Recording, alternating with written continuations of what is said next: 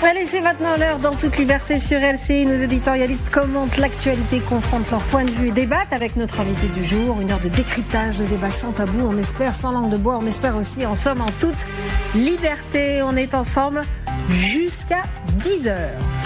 Ce matin, la rue proteste, Moscou provoque, Chine s'impose et pendant qu'on regarde ailleurs, ce sont nos talents qui s'échappent. Et ça n'arrive qu'en France. Chaque année, 15 000 jeunes diplômés français quittent le pays pour aller travailler à l'étranger. Ils ont de magnifiques cerveaux, ingénieurs, chercheurs, médecins, autant d'étudiants formés ici, à l'école de la République, dans nos belles écoles, avec nos impôts. Mais c'est au Canada, c'est en Suisse, aux États-Unis ou en Allemagne qu'ils iront travailler, déposer leurs brevets, payer leurs impôts, évidemment aussi. La raison, une meilleure rémunération, bien sûr, et puis aussi une inquiétude sur l'état du pays. Accrochez-vous, ça nous coûterait près d'1 milliard d'euros par an. La France a donc trouvé un modèle économique unique. Être le seul pays au monde qui subventionne la réussite des autres. Que peut devenir un pays quand il perd ses plus beaux talents? Ça n'arrive qu'en France. Et on en parle tout de suite. On est sur le plateau avec Christophe Barbier, éditorialiste à LCI, avec Guillaume Audat, grand reporter. Je gardais la meilleure pour la fin, la meilleure, je dirais. Inégalable. Non, honneur aux dames. Natacha Polony, directrice de la revue L'Audace, l'excellente revue L'Audace, Natacha. Nouveau-né. Bien sûr. Et puis Jean-Claude Mailly, ancien secrétaire général de Force ouvrière. Bonjour monsieur, et merci d'être là pour refaire le monde en toute liberté. Je parlais de ces cerveaux français qui ont de la fuite dans les idées. Est-ce que c'est pas le signe d'un effondrement? 81% des jeunes diplômés qui disent ne plus croire en l'avenir politique du pays, et donc un certain nombre d'entre eux, et les meilleurs, l'élite, qui se barrent carrément. Une chose positive, ça veut dire qu'on forme bien les gens. Oui. Ouais, déjà, on forme des ingénieurs ou d'autres. Vous avez indiqué vous-même que l'une des raisons, c'est la rémunération. Si vous travaillez au CNRS, vous gagnez pas bien votre vie, c'est évident, et vous gagnez mieux ailleurs. C'est une chose évidente. Alors la situation politique du pays, mais ça c'est plus récent quand même. Oui. Hein, c'est vrai que c'est catastrophique. Aujourd'hui, l'ambiance n'est pas bonne. On a des partis politiques un peu déliquescents, on sait pas où on va, etc. Mais de la même manière que les entreprises n'investissent plus ou investissent beaucoup moins. Il y a un vrai problème dans notre pays actuellement. Alors maintenant, moi je ne sais pas s'il y en avait avant aussi et combien. Historiquement, j'ai pas vu s'il y avait. C'est un mouvement qui a débuté il y a pas mal de temps, Natacha. Oui.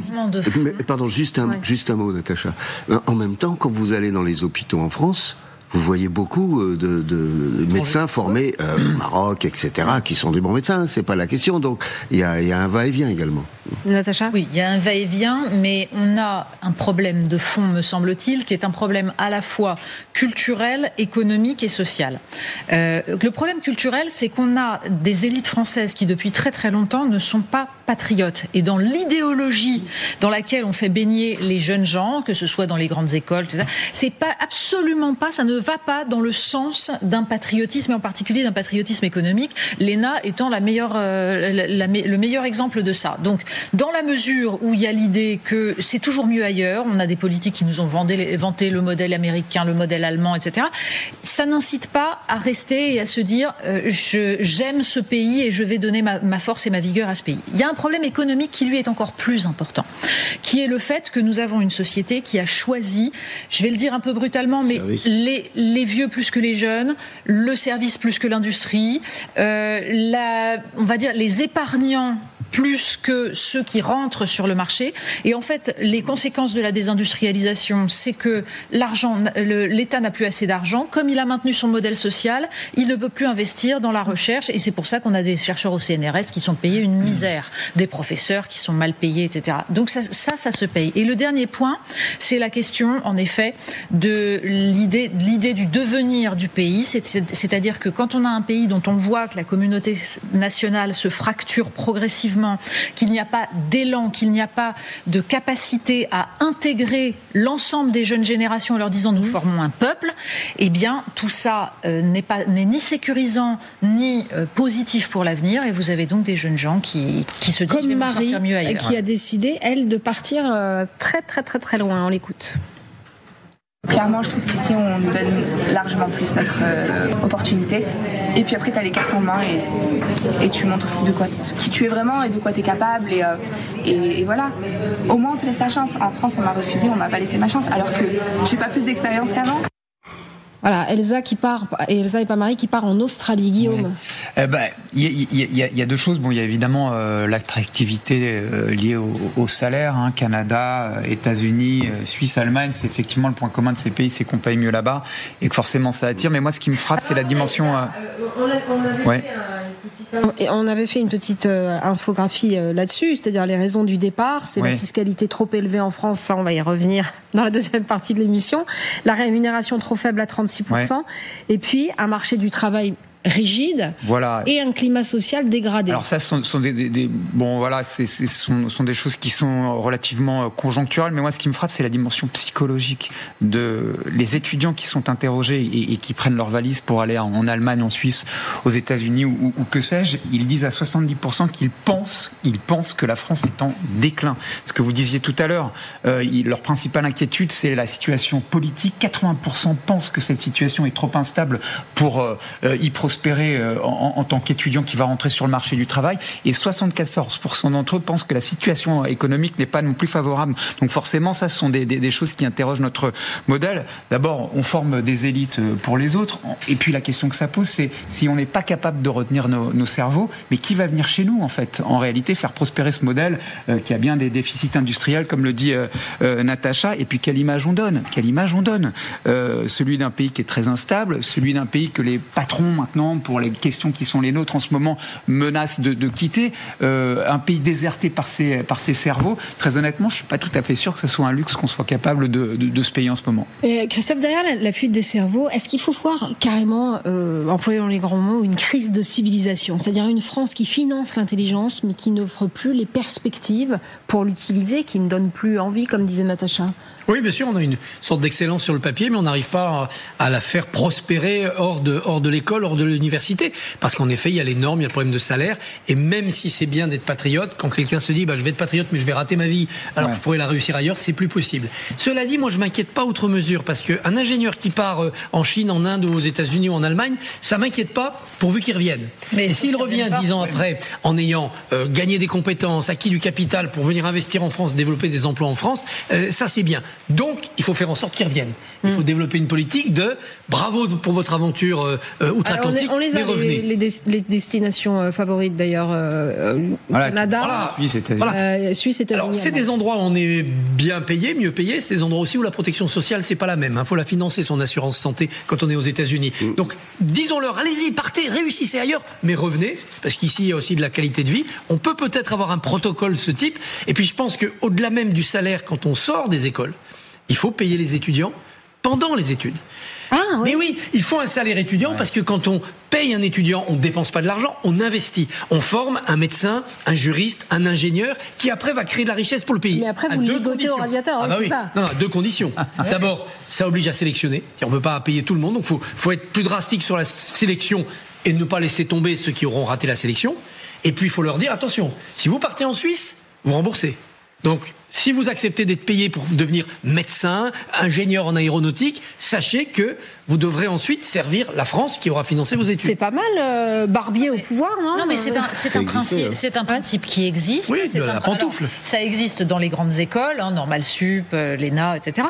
Ça existait aussi autrefois, et là c'était bien plus intéressant, pour notamment les professeurs. Ça s'appelait le système des IPES. On payait les études, ça permettait une ascension sociale parce que des jeunes gens qui n'ont pas quoi se payer leurs études pouvaient acquérir un diplôme valorisant et en échange ils devaient 10 ans à l'État.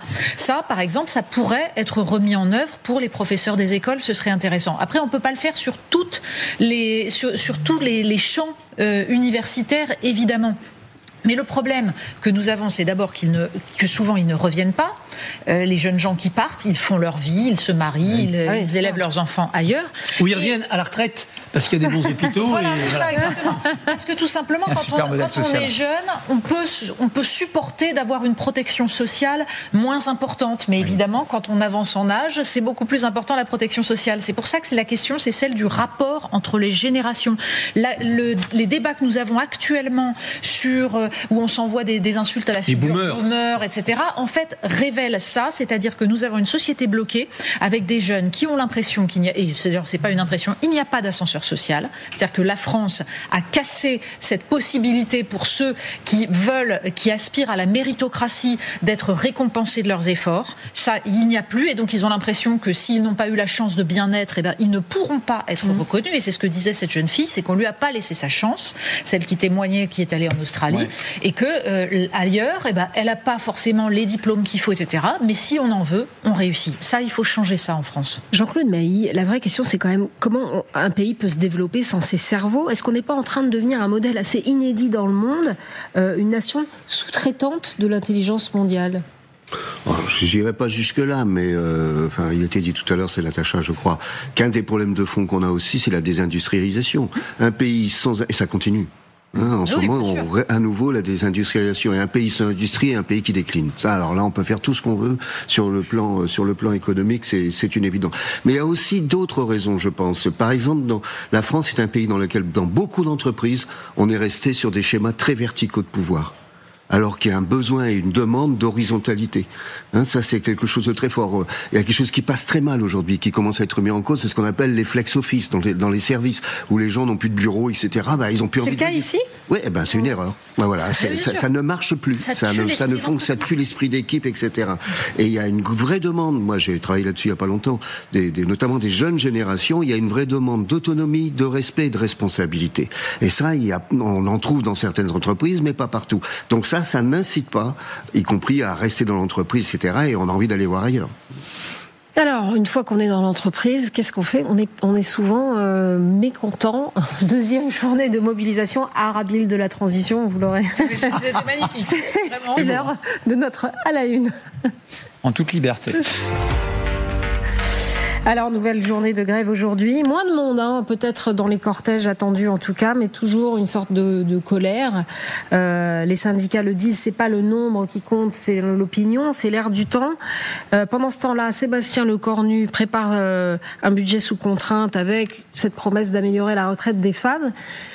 Mais bon, on sait pas trop. C'est un peu une manifestation contre des moulins à vent, parce qu'il y a ni gouvernement ni budget. Donc voilà. À Rennes, on a Emma Chala et Arthur Grolet. Comment ça se passe ? Est-ce que déjà l'ambiance est un peu effervescente, Emma ? Effervescente, on peut le dire, puisque depuis 6h ce matin, ce sont 3 campus universitaires et 3 lycées qui sont bloqués depuis l'ouverture des cours. Nous nous trouvons justement devant l'un d'entre eux, ici devant le lycée Jean Massé, au centre de Rennes. Et comme vous pouvez voir sur ces images d'Arthur Grolet, on voit ici des dizaines de lycéens qui manifestent devant cet établissement, protégé par des dizaines de forces de l'ordre qui sont là pour sécuriser ce bâtiment. Alors ici, ces jeunes, ils disent exprimer leur colère vis-à-vis du gouvernement et du Premier ministre Sébastien Lecornu, mais également du président de la République Emmanuel Macron et du budget qui est alloué actuellement à l'éducation. Alors ici, ces manifestants, ils vont continuer toute la journée ce blocage et ensuite ils vont converger vers la manifestation qui est prévue ici à Rennes à 13h au départ du centre-ville cet après-midi. Merci beaucoup Emma Chala. Macron, BG Non, TG, Chala, pour le dire en mauvais français. Ah d'accord. Et Frigaza. Pour ne pas le dire en français. Frigaza et Rennes Antifa. Je suis pas certaine que ça reflète exactement le fond du mouvement social qui, lui, repose sur des bases qui sont des bases extrêmement profondes, c'est-à-dire l'impression d'injustice sociale depuis des décennies en France, l'idée depuis des années que le travail ne paye pas assez, que les gens n'arrivent pas à s'en sortir, qu'on a des travailleurs pauvres. C'est ça le fond du mouvement social. C'est pas exactement le. Vous confirmez ce que dit Natacha, le fond du mouvement social. Ah oui, c'est pas Frigaza. Non, c'est pas le fond du mouvement. Le mouvement, c'est vraiment sur des questions de fond, pouvoir d'achat, notamment la question du pouvoir, la question de l'injustice, y compris quand on parle de fiscalité.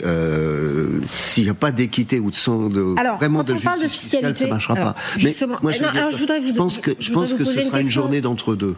C'est-à-dire une journée d'entre-deux. Une journée d'entre-deux, ça veut dire qu'ils ont en gros les syndicats qui sont toujours ensemble, faut le noter, c'est un élément important. On ne sait pas ce qui va se passer avec le camp. On est déçus.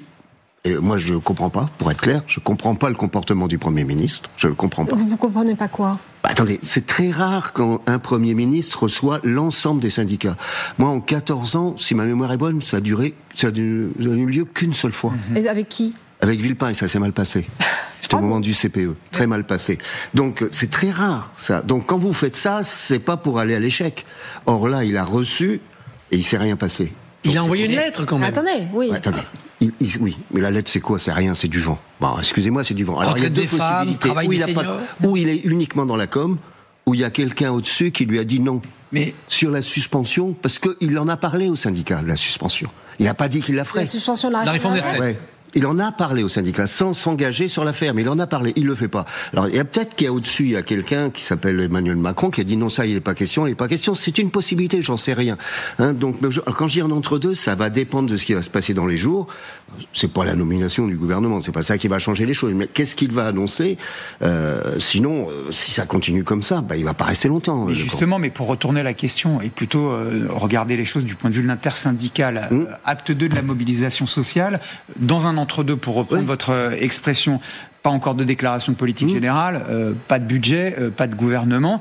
Vous avez été à la tête de Force ouvrière pendant 14 ans. Donc l'acte 2 de la mobilisation sociale, vous connaissez par cœur le coup d'après. Là, très honnêtement, à quoi ça sert en réalité s'il n'y a aucun... Oui, mais le rapport de force est attendez, mais quand plus ou moins mais quand vous décidez... plus ou moins raté, dans la mesure où la mobilisation n'est pas extrême. On a vu trois lycéens devant un lycée. Il n'y a pas beaucoup de gens qui se mobilisent dans les transports. À quoi ça va servir d'installer un rapport de force qui ne produira aucun effet ?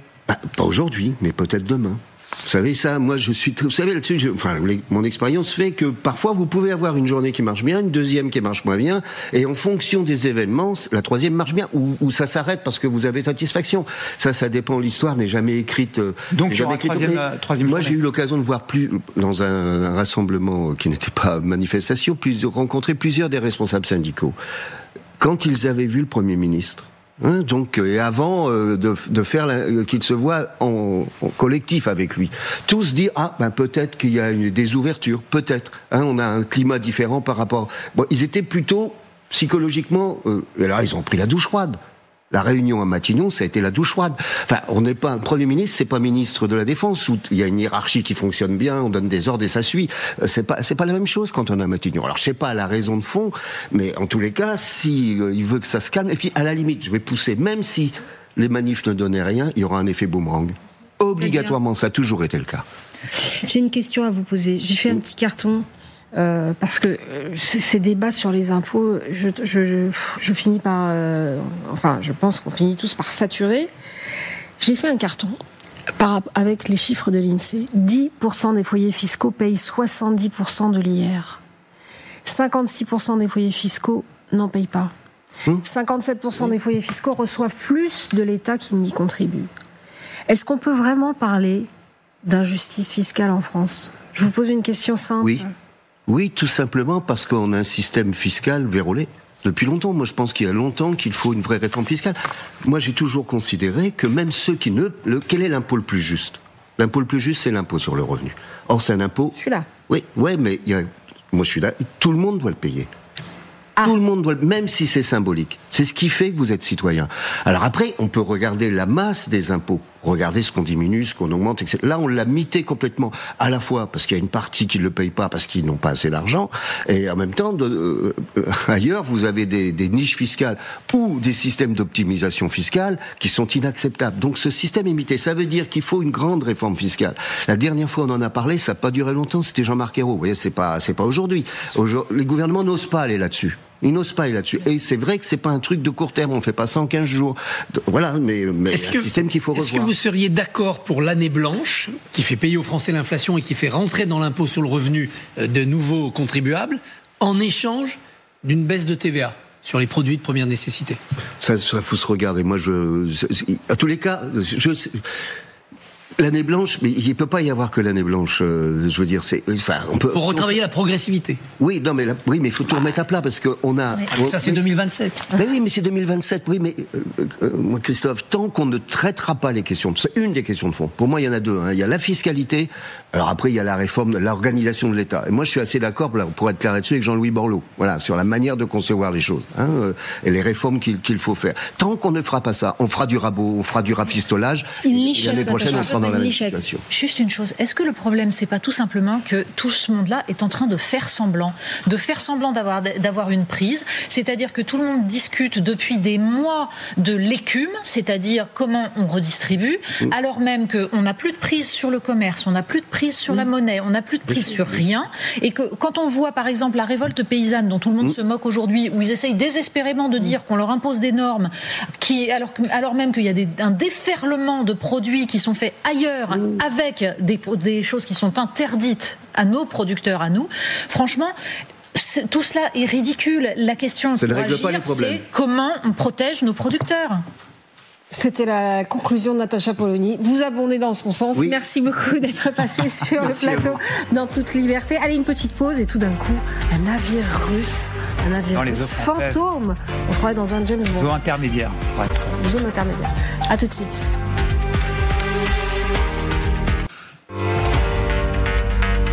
De retour en toute liberté avec Natacha Polony, Christophe Barbier, Guillaume Audat. Guillaume, une question pour vous.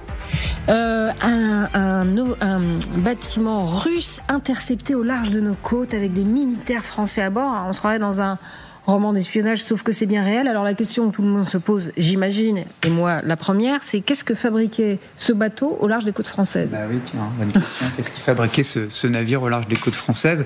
Est-ce qu'il suivait son itinéraire jusqu'en Inde, puisqu'il est peut-être appartenant à une flotte fantôme en train de transbahuter du pétrole que cherche à exporter donc la Russie sous faux pavillon, sous faux nom. Alors attendez, là il bat pavillon béninois, mais il a été identifié au Libéria, au Salvador, etc., avec plein de noms différents. Qu'est-ce qui faisait ce bateau ? Est-ce qu'il transportait du pétrole ?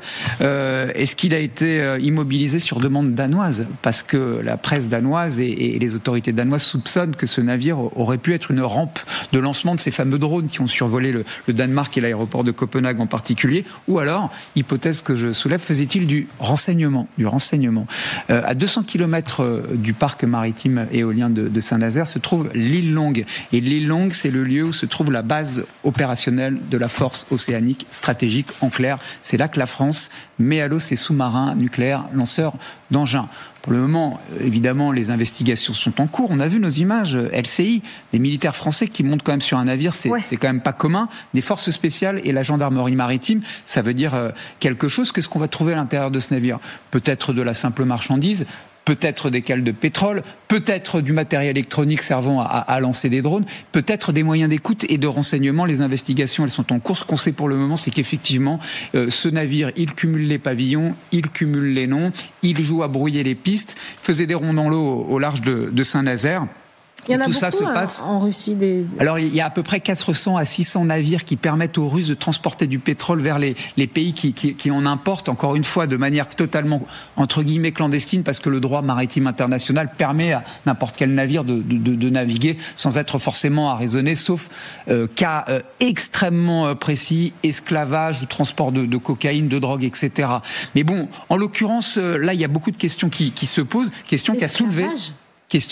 Oui, c'est un cas en droit maritime international qui permet à une autorité X d'arrêter un navire Y pour l'arraisonner et effectivement de découvrir si oui ou non on esclavagise ou pas des gens. Mais enfin, encore une fois, ce sont des cas extrêmement précis. Là, c'est pas du tout ce qui nous concerne. Ça se passe dans un contexte très précis, Copenhague, et je crois d'ailleurs que le président Macron s'est exprimé. Le président Macron, il a fait une intervention dans le... Oh là là, ça va être horrible. Frankfurter Allgemeine Zeitung. Donc le FAZ.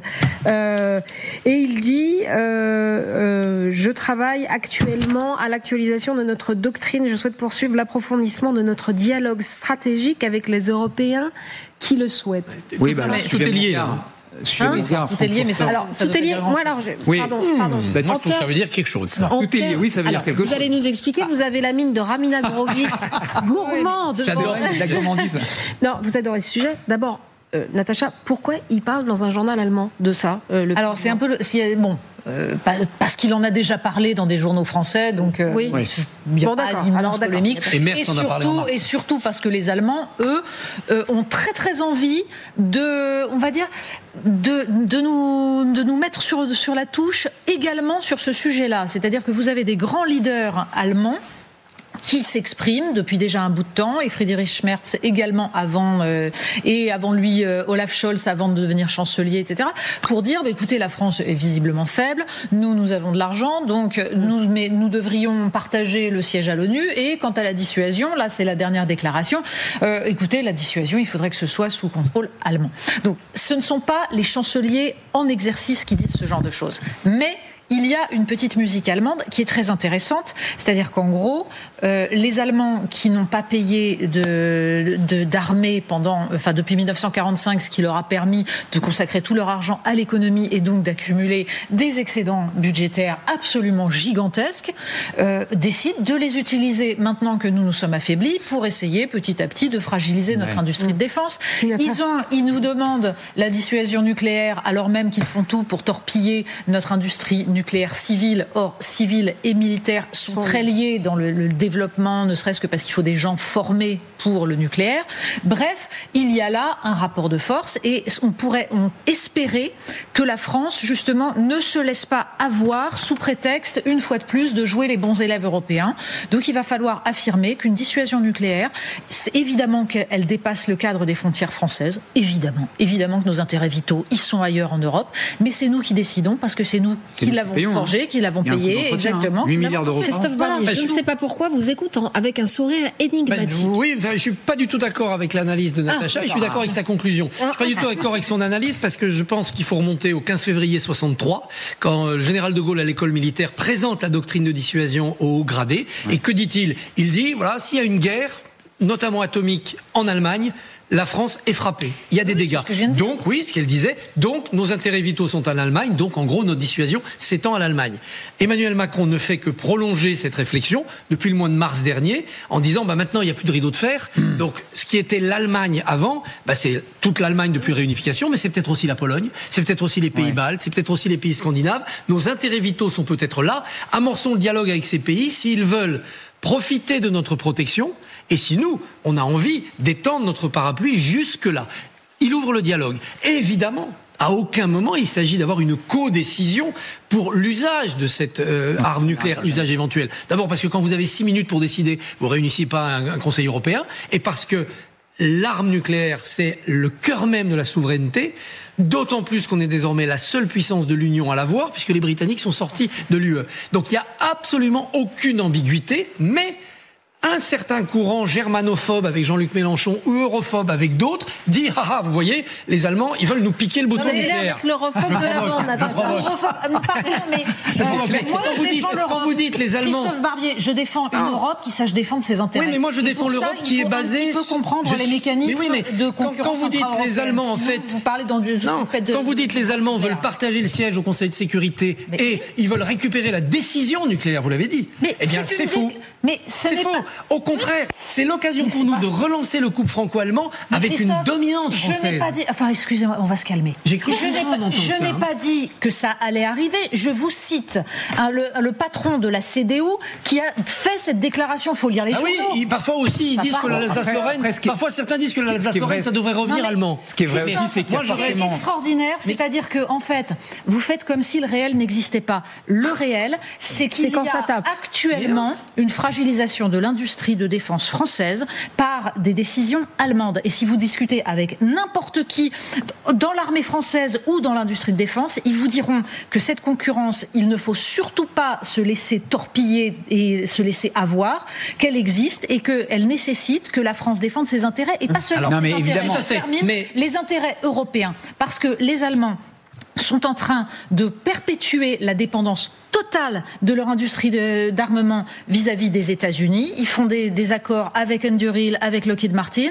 Et donc, si nous ne préservons pas une souveraineté, en fait, c'est toute l'Europe qui va continuer à être inféodée aux Américains. Cette fragilisation de la perspective de défense européenne, à la fois l'industrie et la politique, ça vient de l'action des Américains et pas de la volonté des Allemands. Ils subissent plus qu'ils ne veulent. Par ailleurs, ces industriels de l'armement français qui depuis des années disent « protégeons la France, ne travaillons pas avec les autres Européens », on est passé à côté des drones, on est passé à côté de la collaboration. Il y a dans cette histoire évidemment des arrière-pensées. Ils ont un égoïsme franco-français. La conclusion pour vous. Il y a des arrière-pensées effectivement politiques et industrielles. La France veut vendre ses Rafales qui peuvent porter l'arme nucléaire, entre guillemets, et les Allemands sont en train de torpiller avec les Espagnols un projet de système de combat européen et en train d'exclure Dassault. Donc effectivement, ça doit rentrer au pot. Après, dans cette interview que donne le président Macron, moi je pense que c'est moins le mot doctrine qui compte que le mot nucléaire. Et là, il joue dans la même cour que Poutine. Poutine, il a employé à 150 reprises le mot nucléaire depuis 2022,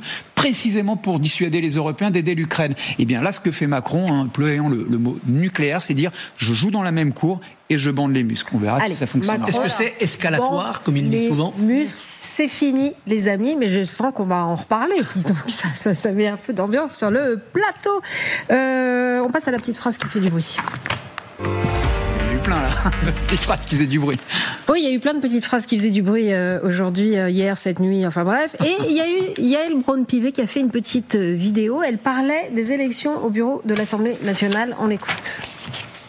Le bureau, c'est un peu le syndic de copropriété de l'Assemblée nationale. Il a deux grands rôles. D'un côté, il veille à la vie de l'Assemblée et des 3400 personnes qui y travaillent quotidiennement. Aujourd'hui, 3 groupes politiques, le MoDem, le RN et l'UDR, soit 174 députés, n'y sont pas représentés. C'est comme si 174 copropriétaires étaient exclus de toutes les décisions concernant leur immeuble. Ça vous choque ? Moi aussi. Cela veut dire concrètement que de LFI au RN, chacun doit avoir sa juste place au bureau. Évidemment que je combats leurs idées, mais vous l'avez compris, le bureau n'est pas le lieu où l'on parle d'immigration ou du budget de la France, mais du fonctionnement interne de l'Assemblée qui concerne tous les députés, peu importe leur parti. Natacha a raison. Alors, moi j'ai un énorme problème avec ce débat-là, parce que, en effet, ça ne me choque pas dans la mesure où le Rassemblement national a 140 députés. 123, voilà, 123, et si après il y a... Plus 15 députés, ouais. Donc, évidemment que ça ne me choque pas qu'ils aient des postes. Le problème, là, ce qui me gêne, c'est les discours à géométrie variable. C'est-à-dire que le Front républicain, ça existe quand ça arrange, puis après, ça n'existe plus. C'est un coup oui, un coup non. D'ailleurs, on décide qu'à un moment, c'est le RN qui n'est pas dans l'arc républicain, à un moment, c'est LFI. Donc là, le RN, avec 89 députés en 2017, en 2022, pouvait avoir des postes à l'Assemblée. Là, il en a 120, il ne peut plus. Là, il va de nouveau pouvoir. Donc, là, ils ont été élus, Sébastien Chenu, Hélène Laporte. Ce sont les écologistes qui s'en émeuvent, ce sont les écologistes qui visiblement s'émeuvent du fait qu'en réalité, le Front républicain a été trahi. Mais là, je pars sous votre contrôle. La trahison en politique, c'est quand même un grand classique. Tuer en politique, c'est un grand classique. Piétiner ce Front républicain qui n'a plus que de nom que celui qu'il porte, je veux dire que c'est quelque chose d'assez classique, non ? On est d'accord. C'est-à-dire que on a des députés, que ce soit les députés macronistes ou du camp, enfin je sais plus même plus comment. Le socle commun et ses Renaissances qui effectivement votent en faveur de l'attribution de sièges à ces deux membres. Donc on a ces députés-là déjà. Et les députés du nouveau Front populaire qui se sont fait élire les uns avec les voix des autres, sur la base d'un front républicain qui existe dans le pays, c'est-à-dire que vous avez 2 tiers des Français qui ne veulent pas du Rassemblement national au pouvoir. Mais première question, est-ce que parce qu'on ne veut pas du Rassemblement national au pouvoir, il faut que le Rassemblement national n'ait pas de poste à l'Assemblée, ce qui est un peu différent. Dans la mesure où ils ont des députés, ils peuvent avoir des postes à l'Assemblée. Moi, ce qui m'intéresse, c'est l'attitude de ceux qui décident à géométrie variable qui est fréquentable et qui ne l'est pas, et en particulier le socle commun qui, suivant les moments, considère que le NFP n'est pas fréquentable ou l'est et que le RN n'est pas fréquentable ou l'est. C'est-à-dire c'est d'une hypocrisie. Oui, mais encore une fois, trahir sa promesse, est-ce que c'est pas un grand classique de la politique ? Non, mais ça, c'est la politique dans sa partie électorale. Oui. Et la Ve République a très bien vécu cette disjonction jusqu'en 2024. Il y avait la bataille électorale avec les tricheries, les alliances, les coups tordus pour essayer d'éliminer les adversaires. Puis quand on était élu, il y avait le règlement de l'Assemblée nationale, article 10, chaque groupe doit être représenté, et là on n'était pas dans les idées. D'ailleurs, les vice-présidents de l'Assemblée nationale, quand ils vice-président une séance, ils se comportent pas comme un membre de leur groupe. Et vous voyez Clémence Guettet engueuler des LFI, et puis à l'époque, quand il était vice-président, Chenu remettre à leur place des députés RN. Et cette disjonction hermétique, elle a volé en éclats en 2024, dans une folle nuit d'élection où à 2-3 heures du matin, les macronistes sont allés se coucher et la gauche a pu prendre la majorité au bureau, ce qui a d'ailleurs empêché toute sanction disciplinaire sur les LFI depuis 1 an. C'est ça que Braun-Pivet a essayé de remettre sur ses pattes. Il y a la bataille politique électorale et là, tous les coups sont permis, les fronts républicains, les alliances. Et puis, une fois qu'on est élu, il y a le respect du règlement. Mais j'ai une toute petite question justement pour prolonger ça, mais vraiment pour comprendre un petit peu cette tambouille. Est-ce qu'on peut imaginer que c'est aussi un clin d'œil par procuration que ferait le Premier ministre Lecornu Tout à fait. au RN pour essayer de sécuriser une censure? Bien sûr, puisqu'il sent que l'indulgence des socialistes pour laisser passer le budget est très fragile maintenant et qu'il risque d'y avoir un bloc de gauche contre le budget et pour la censure. Donc, il faut qu'ils fassent quelques cadeaux au RN pour espérer leur indulgence. Et là, c'est un premier point. Il y en a un deuxième, c'est l'AME, la réforme de l'AME. Il y en a un troisième, en sous-main, c'est de laisser passer une loi pour supprimer l'exécution provisoire pour les parlementaires. Et Marine Le Pen est éligible. Et là, sur les postes, l'idée est de dire vous avez un petit peu moins intérêt à une dissolution parce que vous avez des postes, etc. Et vous voulez garder jusqu'en 2027. Ce qui est absurde puisque le RN considère qu'il est en dynamique électorale et que donc il aurait. Et donc ça sera poussé à l'envers. Voilà. Donc on est là dans la tambouille, c'est-à-dire qu'on parle depuis le début de cette émission d'un pays qui est quand même fragilisé par une crise politique, une crise économique, une crise sociale majeure. Et pendant ce temps-là, voilà, on a la présidente de l'Assemblée nationale qui fait une vidéo pour parler de syndic de copro pour faire oublier que un coup c'est ceux-là sont fréquentables, un coup c'est ceux-là et puis non finalement parce qu'on a besoin de nos postes. Et c'est aggravé par le fait qu'il y a 11 groupes parlementaires, parce qu'il suffit de 15 députés pour avoir un groupe et que c'est pas sain quoi, et qu'il valait mieux remonter à 20 ou à 30 comme c'était avant pour que les gens s'entendent et fassent des groupes qui riment à quelque chose. Vous avez parlé de tambouille, il y a quand même eu pas mal de tambouilles qui ont complètement désorganisé la vie publique, la vie politique française. Les apparentements, la proportionnelle, quand Mitterrand fait passer la proportionnelle avant 86, oui. Ça fait partie de cette tradition électoraliste funeste de changer les règles pour essayer de fausser le jeu. Ouais. Exactement. Merci pour cette belle conclusion, Christophe. Une petite page de pause. Et ensuite, ces Chinois qui arrivent à pied par la Chine. Voilà. Elle est belle. Ah oui, elle est osée. Ouais, ou en cargo, ou alors par la mer, par les eaux. Sur LCI. De retour sur le plateau dans toute liberté sur LCI avec Natacha Polony, Christophe Barbier, Guillaume Audat. Alors c'est l'enseigne la plus décriée de la planète fast fashion. Chine débarque en France au BHV et dans 5 galeries Lafayette. Des vêtements à prix cassé, une empreinte écologique désastreuse, un modèle social... comment je pourrais le qualifier dégoûtant? Je sais pas. Catastrophe économique, sociale. Voilà, et pourtant, des files d'attente garanties. Et puis, cette marque qui s'est acheté un grand nombre d'influenceurs et de relais. Ancien ministre de l'Intérieur français, Christophe Castaner. Mais il faut le répéter. Non, mais d'accord, mais il y est allé. Il faut le répéter et le marteler, pardon. C'est incroyable. Mais quand je disais tout à l'heure qu'on a des élites qui sont pas patriotes, c'est un scandale. C'est un scandale. Scandale, Christophe Castaner. C'est comme Schröder chez Gazprom, quoi. Voilà, c'est inadmissible. L'intérêt particulier, au-delà de ce qu'a été ma mission, qui peut continuer à l'être si je suis un politique. Et là, en l'occurrence, c'est un modèle économique qui torpille ce qui nous reste un petit peu de richesse. C'est-à-dire que nous avons désindustrialisé. Il faut rappeler toujours que quand on a fait rentrer la Chine dans l'Organisation mondiale du commerce, en sachant très bien qu'elle ne respectait aucune des règles, 2001. En 2005, c'est la fin des quotas européens sur le textile chinois. Eh bien, donc ça commence le 1er janvier 2005. Pour pouvoir leur vendre autre chose. C'est parce que le libre-échange, c'est l'ouverture, c'est moderne. Voilà. Les Allemands vendaient des automobiles et des machines-outils et nous du luxe. Voilà, ils avaient besoin. Mais non, mais nous du luxe, rien du tout. La question, c'était qu'il fallait... Je termine. Donc, 1er janvier 2005, fin des quotas. Fin du premier trimestre 2005, l'augmentation des importations de chemisiers chinois, plus 500%. L'augmentation des importations de pullovers chinois, plus 250%. C'est-à-dire qu'on a éradiqué ce qui restait d'industrie textile européenne à ce moment-là. Et donc là, on est des dingues, qu'on n'a plus... Mais bien sûr qu'on est dingue, et puis surtout il y a des idéologues qui ont trouvé ça formidable parce que ça enrichissait la grande distribution qui faisait venir tout ça et qui expliquait que c'était pour le pouvoir d'achat des Français. Le problème, c'est que là, évidemment, on n'a plus l'industrie, on fait déjà fabriquer ailleurs, mais maintenant on va ruiner le commerce, puisqu'on a Chine, donc, qui fait venir ses colis, donc il n'y a plus besoin de grande distribution, et qui maintenant s'installe directement ici. Deux choses quand même qui peuvent peut-être, face à ce modèle délirant, deux choses qui peuvent nous donner l'avantage. D'abord, des magasins, c'est physique, ça se voit, ça se contrôle. La DGCCRF, elle ne peut pas aller dans les boîtes aux lettres des gens, sortir les petits colis arrivés par Amazon. En revanche, elle peut débarquer dans un magasin Chine, de la concurrence et de la répression des fraudes. Et elle peut dans les magasins dire ça vient d'où, c'est fait comment, c'est étiqueté, on prend des échantillons, on les analyse, et donc on a peut-être un moyen d'action grâce à cet emplacement physique. D'ailleurs, ils vont faire l'effort, vous allez voir, de monter un peu en gamme pour essayer d'éviter ces critiques. Deuxièmement, les responsables de ça, c'est les dirigeants, mais c'est aussi les consommateurs.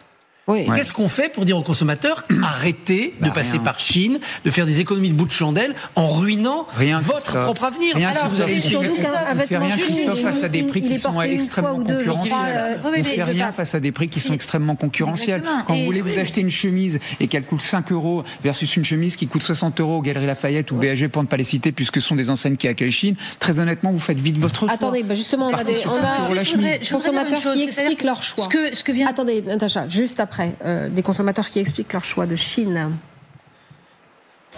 Ça vient de Chine, du coup. Pareil, le haut vient de Chine, ça vient de Chine.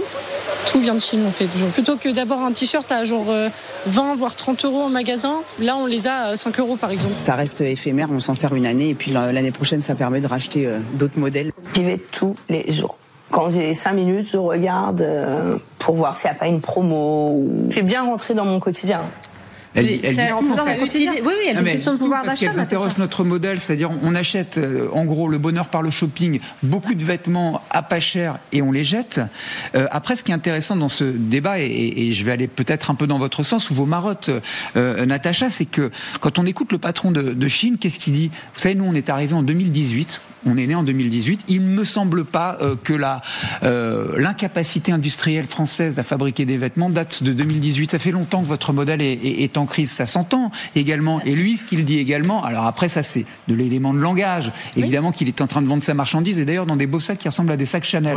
Et je vis sur les images. Donc c'est quand même assez. Et il prend la place de tissus fabriqués au Pakistan ou au Maroc, pas de tissus fabriqués en France. Oui, bien entendu. Donc c'est quand même intéressant comme argument de dire attention, votre industrie vestimentaire, elle est en déclin depuis un certain nombre d'années. C'est pour ça que la faute n'est pas à Chine. La faute revient aux décideurs qui ont torpillé notre modèle textile par des décisions de libre-échange. Et quand Christophe Barbier dit tout à l'heure que on va pouvoir contrôler parce que c'est physique, donc on va envoyer la DGCCRF, c'est l'argument qu'a employé Ursula von der Leyen et qu'ont employé les dirigeants de la Commission européenne en disant « Oh, le problème, c'est que tous ces vêtements ne respectent pas les normes européennes ». Mais c'est pas ça le problème. Je veux dire, bien sûr que c'est pas tout à fait réglementaire, qu'il doit y avoir des produits qui sont peut-être pas sains pour la peau, qui peuvent créer des allergies. Dans des conditions. Mais c'est pas le problème. Le problème, c'est que c'est fabriqué en détruisant l'environnement, en détruisant les normes sociales et en contournant nos propres normes sociales. C'est-à-dire que ça a permis aux entreprises qui font fabriquer ailleurs de ne pas respecter les droits sociaux qui ont été conquis pendant 2 siècles en France. Et sur cette base-là, on doit pouvoir interdire leur arrivée. Le problème, c'est pas le non-respect des normes de sécurité. Le problème, c'est le libre-échange qui enrichit des multinationales et qui ruine les... Sauf que l'histoire du libre-échange, c'est quand même pas... On n'a pas quand même signé des papiers où toute la Chine nous arrivait dessus. On s'est dit... On va être gagnant parce qu'on va leur vendre des TGV, des centrales nucléaires. Les élites françaises se sont dit ça. C'est fini, on leur vend plus des TGV. Pendant 25-30 ans, on a été gagnant parce qu'on leur a vendu des machines-outils, des automobiles, des avions qu'ils savaient pas faire. Ils ont tout copié, maintenant ils savent faire. Les routes de la soie, les Allemands ont été gagnants, nous avons été gagnants. Non, pas les citoyens. Ils perdaient leur emploi. Les citoyens, ils ont été gagnants parce qu'ils ont payé moins cher, ils le disent. Ils le disent, les citoyens. On trouvait ça formidable. Les citoyens, ils ont perdu. Il y a les élites, d'accord, et puis les élites, les élections, c'est fait pour les changer, mais il y a la responsabilité des citoyens. Ceux qui nous disent là, mais j'achète, Chine, c'est formidable, c'est pas cher, c'est les mêmes qui signent la loi Duplon parce que c'est scandaleux les pesticides chez nos agriculteurs. Donc, vous voyez, il n'a pas tort. Vous avez un système qui aboutit au fait que des gens n'ont pas le pouvoir d'achat. Et derrière, vous leur reprochez de ne pas avoir de pouvoir d'achat et donc d'aller au moins cher. Le citoyen consommateur et vous validez un système qui accepte les réseaux sociaux, qui les gave de pubs, qui vont ensuite les influencer. Le citoyen consommateur a arbitré en faveur de moins dépenser pour plus de plaisir. On est dans un monde de liberté. On n'a pas mis un pistolet sur la tempe des gens pour qu'ils achètent. Attendez, il y a une autre petite question. Il ne faut pas les flatter. Ils sont responsables aussi de leur destin collectif. Il est assez fandard. Ailleurs, il y a des compagnies le patron exécutif électorales, ils ont voté pour ces gens-là. Non, ils ont voté contre. En 2005, ils ont voté contre et on s'est assis dessus. Il est assez fandard. Le bonheur par le shopping. Il est assez fandard, le président exécutif de Chine, parce qu'il dit qu'il va contribuer au renouveau des centres-villes historiques français. Je trouve ça d'un cynisme total. Les amis, je voulais quand même, on va finir par il y a de l'espoir, s'il vous plaît. D'un mot, vous savez pourquoi la France aussi ? Parce que la France, c'est le pays de la mode. C'est aussi pour ça que Chine s'installe en France. Mais vous savez, la boucle est bouclée. Hein. On parlait des cerveaux qui fuient et des gens qui vont servir des entreprises ou des projets très discutables.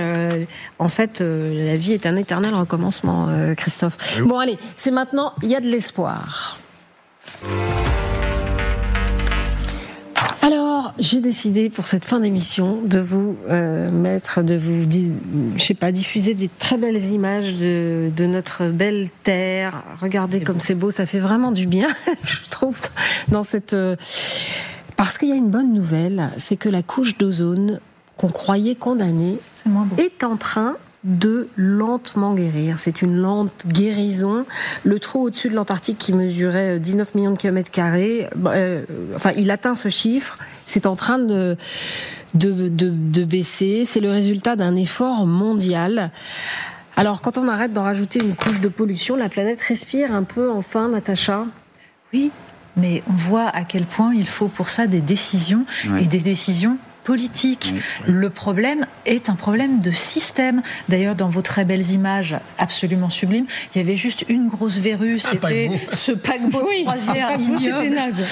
Et pardon de vous le dire, mais c'est-à-dire que c'est par des décisions politiques qui vont remettre en cause la division mondiale du travail, qui vont sortir de ce modèle délirant où on étend les chaînes de valeur, où les produits font 4 fois le tour de la planète avant d'arriver chez nous, où on va pouvoir produire localement et selon nos normes environnementales, c'est par là qu'on va pouvoir faire respirer la planète. C'est le principe. Il faut de la décision, et en l'occurrence de la décision mondiale. Il faut qu'on invente cette démocratie mondiale, cette discussion mondiale, parce que si certains jouent le jeu et d'autres pas, on n'y arrive pas.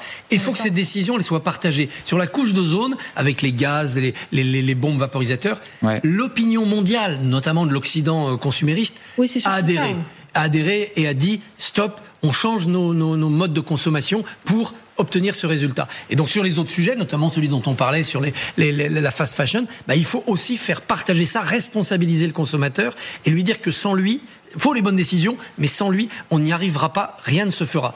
Pendant qu'on rebouchait le trou de la couche d'ozone, on a creusé le trou de la dette. Je ne sais pas si c'est des masses comme excellent, Christophe. Stop les aérosols, en fait. Vous dites quoi Non. Moi, j'abonde. Je dis simplement qu'en réalité, cet effort concerté, il doit être concerté à la fois entre les industriels, les politiques à un niveau mondial, mais également les scientifiques. Ça, forcément, en miroir, ça pose la question du dérèglement climatique et comment est-ce qu'on résout cette question-là. Évidemment, en décarbonant au maximum notre industrie et en limitant les émissions de gaz à effet de serre, mais aussi en pariant, en misant sur la science. Et je pense que ce que ça nous montre, cet exemple d'ozone, parce que c'est quand même un bouclier naturel qui filtre les rayons UV, donc c'est quand même une bonne nouvelle pour ça. C'est-à-dire qu'on crame pas au soleil. En gros, c'est un peu ça. Le pendant, c'est que ça pourrait aussi accélérer le réchauffement climatique. Très précisément parce qu'il y a une bulle de protection. Donc vous voyez que tout est un peu lié, mais ce que je veux dire derrière ça, c'est qu'en fait, si on marche sur nos deux jambes, c'est-à-dire prévention et recherche, et évidemment balayer le côté un peu décroissance pour régler ces questions-là, je pense qu'on ira dans la bonne direction. C'est ce que, en tout cas, de mon point de vue, cette crise résolue peut-être nous démontre. On m'a dit, mais Antonio Guterres, le secrétaire général de l'ONU, qui dit aujourd'hui la couche d'ozone guérit, cette avancée nous rappelle que lorsque les nations tiennent compte des avertissements de la science, des progrès sont possibles. Bon, il l'a dit il y a 2 semaines, c'est un peu taper ton truc.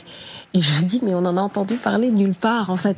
Et quand même, je me dis, qu'est-ce que c'est que cette aversion aux bonnes nouvelles ? Il y a quand même c'est quand même agréable à entendre, de voir ces belles images. Bon, c'est ouf, cette image de paquebot immonde, là, c'est vrai. Mais, on a vu aussi une statue d'un Chinois qui m'avait l'air un peu dictatorial. Mais oui, une statue de Chinois chelou.